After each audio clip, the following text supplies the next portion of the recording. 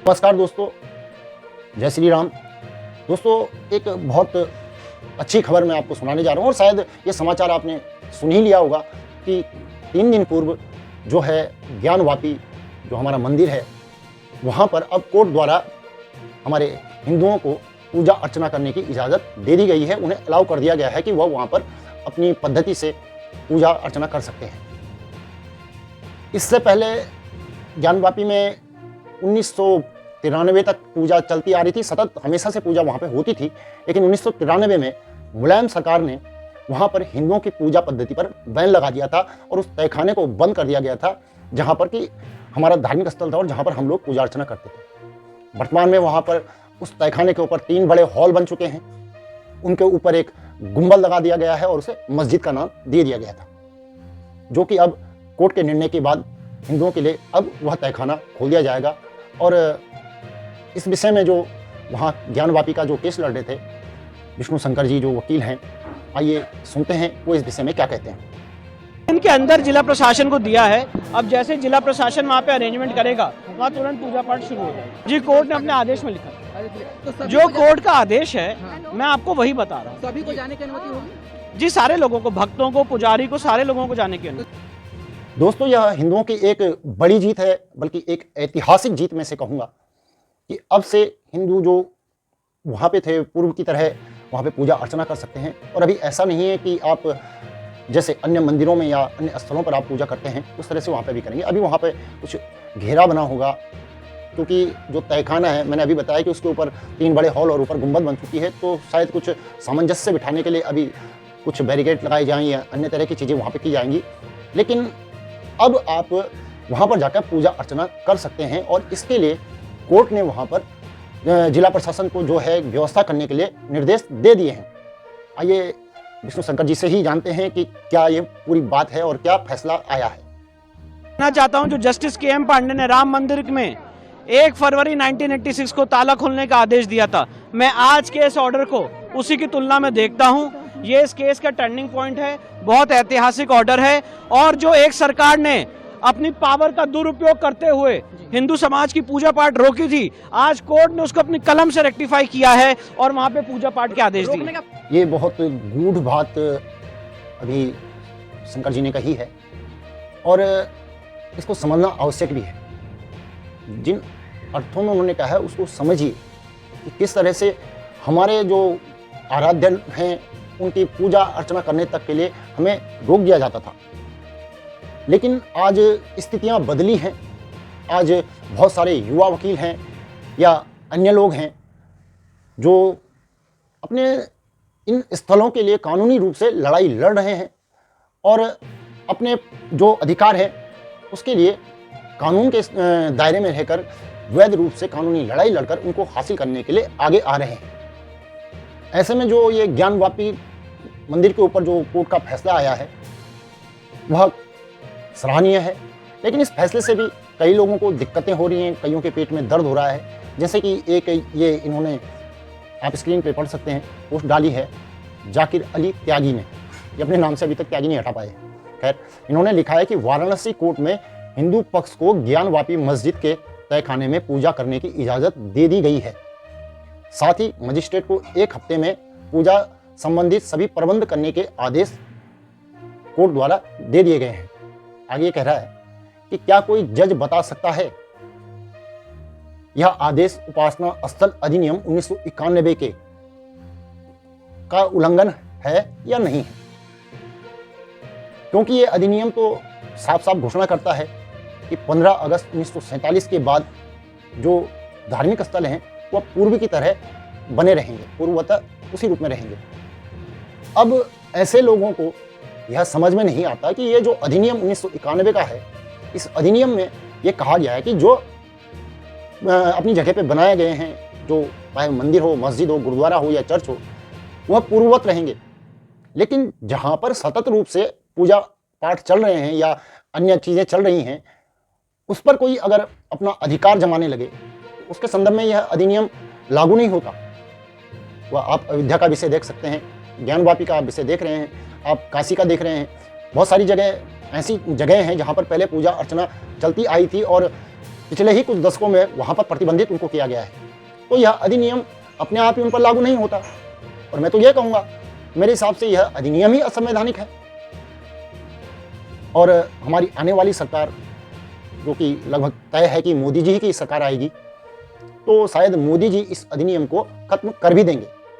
और अगर नहीं करेंगे तो हम लोग ऐसा दबाव जरूर बनाएंगे कि इस अधिनियम को हटाया जाए। विभिन्न माध्यमों से हम अपनी बात उन तक पहुंचाएंगे कि यह अधिनियम हमारे जो धार्मिक स्थल हैं उनको प्राप्ति में सबसे बड़ा अगर कोई रोड़ा है तो वो यह अधिनियम है, और इस अधिनियम को हटा दिया जाना चाहिए। फिलहाल अभी हम ज्ञानवापी की बात करें तो ज्ञानवापी में जो है 1993 में मुलायम सरकार ने वहाँ पे हिंदू पूजा पद्धति पर प्रतिबंध लगाया था, और किस तरह लगाया था ये आप जान लीजिए, और अब क्या स्थिति है वह जान लीजिए। फैसला ऐतिहासिक है, मील का पत्थर है, और वो अधिकार जो 1993 में हिंदुओं को छीन लिया गया था, उस अधिकार को कोर्ट ने आज पुनः बहाल कर दिया है। वास्तव में 93 तक यहाँ लगातार सैकड़ों वर्षों से पूजा होती चली आ रही थी, और इस पूजा में कोई व्यवधान नहीं था। परंतु मुलायम सिंह गवर्नमेंट ने 1993 में यहाँ पर बैरिकेडिंग की, आयरन फेंसिंग करके यहाँ हिंदुओं को पूजा पाठ से रोक दिया।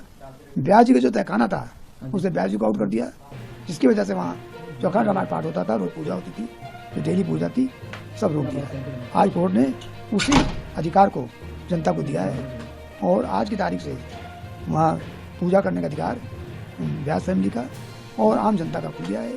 और मुझे उम्मीद है, और मैं अपील भी करता हूँ कि हिंदू जनता संयम के साथ बड़ी संख्या में जाकर अपने अधिकार का प्रयोग करे।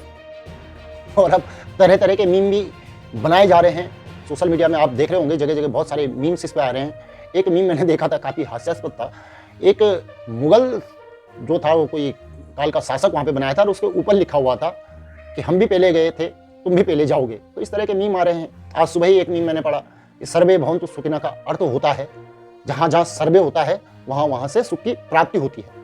तो तमाम तरह के मीम सोशल मीडिया पे यहाँ पे बन रहे हैं, आ रहे हैं। और सबसे जो अच्छी बात है, जो आज की तारीख में सबसे अच्छा मुझे लग रहा है, वो यह है कि आज हमारे युवा वकील हैं, जैसे कि विष्णु शंकर जी हैं, इनके पिता थे हरिशंकर जी थे, या आपके जेएसआई दीपक जी हैं, अन्य लोग हैं, यह आज अपने इन धार्मिक स्थलों को अस्तित्व में लाने के लिए आगे आ रहे हैं, और कानूनी रूप से यहाँ पर लड़ाइयाँ लड़ भी रहे हैं। और साथ ही वह हमारे नेता हों या धार्मिक संगठन हो, वह लोग भी बढ़ चढ़ कर अब आगे आ रहे हैं, और अपने जो स्थल है उनकी लड़ाइयाँ लगातार कर रहे हैं। इस संदर्भ में एक योगी जी का वीडियो मुझे याद आया। आइए देखते हैं योगी जी से जब ज्ञानवापी के ऊपर पूछा गया था तो उन्होंने क्या कहा था। विश्वनाथ मंदिर, इस प्रॉब्लम का कोई सोल्यूशन है? अगर हम उसको मस्जिद कहेंगे तो फिर विवाद होगा। मुझे लगता है कि भगवान ने जिसको दृष्टि दी है वो देखे ना। त्रिशूल मस्जिद के अंदर क्या कर रहा है, हमने तो नहीं रखे ना। ज्योतिर्लिंग हैं, देव प्रतिमाएं हैं, पूरी दीवारें चिल्ला चिल्ला के क्या कह रही हैं। और मुझे लगता है कि ये प्रस्ताव मुस्लिम समाज की तरफ से आना चाहिए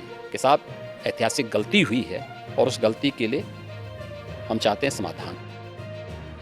ये बहुत सही बात योगी जी ने यहाँ पर कही कि उनको सीधा सामने आना चाहिए और बता देना चाहिए कि भाई ये आपका है, और प्रेम से वापस कर देना चाहिए। लेकिन अगर वैसा नहीं करते हैं तो फिर सनातनी जो हैं वो कानूनी लड़ाई लड़ने के लिए मजबूर हैं, और वैसा कर भी रहे हैं। यहाँ पर कुछ ऐसे भी लोग हैं जो ये कह रहे हैं कि 3 बड़े मंदिर हमें दे दो और बाकी आप रख लो। क्यों? ऐसे कौन वो लोग हैं, कौन सी अथॉरिटी उनको है कि जो सनातन धर्म की तरफ से ये बयान वो दे रहे हैं? आइए जानते हैं, जरा सुनते हैं। ये वीडियो में आप देखिए, ऐसे लोगों को बहुत अच्छा जवाब यहाँ पे इन्होंने दिया है। Allow me to say this, my position, and I agree with Vishnu on this, and I think he agrees with me on this, is that we are not just looking at Kashi and Mathura, we are looking at 40,000 sites across the board. Because no one can make a concession on behalf of anybody else. It's a property dispute, it's an ownership of religious property. Therefore, no third party, even if he happens to be or they happen to be the representatives of Hindu or Hindutva according to them, can make any concession on behalf of those interested in reclamation of these sites, because it is for the devout, it's for the owners of the property to reclaim. Nobody can make the concession on anybody's behalf. सही बात है, कोई भी अपने आप को यहाँ पर हिंदुओं का प्रतिनिधि मानकर या बनाकर ऐसा नहीं कह सकता है। बहुत सही बात उन्होंने कही कि 40,000 मंदिर हैं, और उन 40,000 मंदिरों की कानूनी लड़ाई ये लड़ रहे हैं और लड़ेंगे, उनको लेकर रहेंगे। लेकिन कोई भी व्यक्ति अपने आप को हिंदुओं का प्रतिनिधि बोलकर ये 3 मंदिर हमें दे दो और बाकी आप रख लो, इस तरह की बातें नहीं कर सकता, और उसकी बात मान्य है भी नहीं।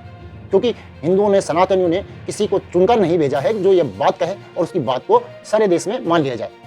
ये गलत है, इस तरह की बातें नहीं होनी चाहिए। साथ ही ये जो अवैध तरीके से कब्जे किए जाते हैं, आपने देखा होगा कि रेलवे जो लाइन होती हैं इनके किनारे स्लम बस्तियां पहले बसाई जाती हैं, बाहर से लोग आते हैं वहाँ पे किनारे बस जाते हैं, और फिर जब कोर्ट या सरकार उनको वहाँ से हटाने की बात करती है तो वो लोग चिल्लाने लगते हैं कि हमें कहीं अन्यत्र जगह दो, हम कहाँ जाएंगे, और ऐसे में लोग दे भी देते हैं। ये आप सुनिए, बहुत अच्छी बात इन्होंने इस विषय को लेकर कही है कि ऐसा क्यों हो रहा है और ऐसा नहीं होना चाहिए। वीडियो आप देख सकते हैं। मैं विश्व हिंदू परिषद की इस मांग का समर्थन करता हूं कि अंजुमन इंतजामिया को इस जगह को सौंप देना चाहिए, पर साथ ही साथ मैं इसमें थोड़ा सा एक बात ऐड करना चाहता हूं। वो सौंप तो दें, पर राम मंदिर की तरह कोई 5 एकड़ ऑल्टरनेट लैंड इस बार नहीं मिलेगी। मैं आपको ये बात बताना चाहता हूं कि ये जो पैसिफाई करने का एक कल्चर डेवलप हो गया, इस कल्चर को बंद होना पड़ेगा।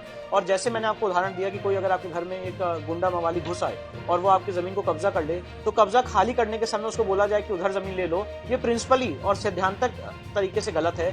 और इसीलिए मैं कहना चाहता हूँ, एक उदाहरण देना चाहता हूँ आपको। इलाहाबाद हाईकोर्ट की जमीन थी जिसको वक्फ घोषित कर दिया गया और वहां पे मस्जिद बना दी गई। इलाहाबाद हाईकोर्ट ने कहा कि ये तो इलाहाबाद हाईकोर्ट की जमीन है, वक्फ कैसे हो सकती है। मामला सुप्रीम कोर्ट तक गया, सुप्रीम कोर्ट ने कहा इलाहाबाद हाईकोर्ट सही कह रहा है, ये इलाहाबाद हाईकोर्ट की जमीन है, वक्फ नहीं हो सकती, मस्जिद नहीं बन सकती, पर इनको ऑल्टरनेट लैंड दे दी जाए। तो ये ऑल्टरनेट लैंड देने का जो सिस्टम है बंद होना चाहिए। ये बहुत सारे जगह देखने में आया है कि पहले तो अवैध रूप से वहाँ बस जाएंगे और फिर जब उनको हटाया जाता है तो ज़मीनों के लिए लड़ाइयाँ, आपने अयोध्या में भी आपने सुना होगा कि इसके बदले ज़मीन दे दी जाए, ऐसी बात अन्य जगहों पे चल रही है, तमाम जगहों पे। आप उत्तराखंड में हल्द्वानी को देख लीजिए, कोटद्वार में देख लीजिए, या फिर देहरादून में आप देख लीजिए कि जिन्होंने अवैध रूप से पहले वहाँ बसे और अब सरकार जब उनको हटाने की बात करती है तो साथ ही यह बात भी सामने आती है कि इनको अन्यत्र ज़मीनें दे दी जाए। क्यों दे दी जाए? ताकि ये जिस उद्देश्य को लेकर, जिस माहौल को खराब करने के लिए वहाँ पे पहले अवैध रूप से बसे, फिर आप इनको दूसरी जगह कहीं जगह देकर, ज़मीनें देकर उनके उसी उद्देश्य को पूरा करने में इनका पूरा सहयोग करें। क्यों नहीं सरकार इनको इन्हीं के जिलों में या इन्हीं के राज्यों में वापस भेज देती है? ऐसा कानून बनना चाहिए और यह अति आवश्यक भी है, ताकि इस तरह से जो अवैध रूप से बस रहे हैं उनको यहाँ घुसपैठे की तरह जो आ रहे हैं इनको हटाया जा सके, ताकि माहौल या अन्य चीज़ें सामाजिकता की न बिगड़े। उत्तराखंड सरकार की इस बात पर मैं थोड़ा तारीफ करना चाहूँगा कि उन्होंने जो लैंड जिहाद को लेकर एक मुहिम चलाई वो बहुत सही थी और इस पर वो काम कर भी रहे हैं। और ज्ञानवापी या अन्य जो 40,000 मंदिरों की बात अभी कह रहे थे, उनके बारे में मैं यही कहूँगा कि हम कोई कब्जा नहीं कर रहे हैं, हम केवल रिक्लेम कर रहे हैं। हम कह रहे हैं कि कानूनी रूप से उसके लिए वैध लड़ाइयाँ लड़ी जा रही हैं और तब जाकर हमें हमारे धार्मिक स्थल वापस मिल रहे हैं। तो इससे किसी को कोई दिक्कत नहीं होनी चाहिए और यह एक बहुत अच्छा समय इसको लेकर चल रहा है और यह चलना चाहिए। साथ ही अब वीडियो के अंत में मैं आप लोगों से यह कहूँगा कि अगर आप उत्तराखंड से हैं तो उत्तराखंड में मूल निवास और भू कानून की लड़ाई में हमारा साथ दें, ताकि हम आने वाले जो भविष्य हैं उसको बचा कर रख सकें, अपनी गढ़वाली, जौनसारी और कुमाऊनी संस्कृति को बचाए रख सकें। साथ ही यहाँ के जल जीवन और जंगलों को बचाकर, यहाँ की भूमि को बचाकर अपने अस्तित्व को बचाए रखें। और वीडियो को लाइक, शेयर और सब्सक्राइब जरूर करिए। और अगर आप हमें सहयोग करना चाहते हैं तो नीचे नंबर दिया गया है, उस पर आप हमें सहयोग राशि भी भेज सकते हैं। सुनने के लिए आभार, धन्यवाद।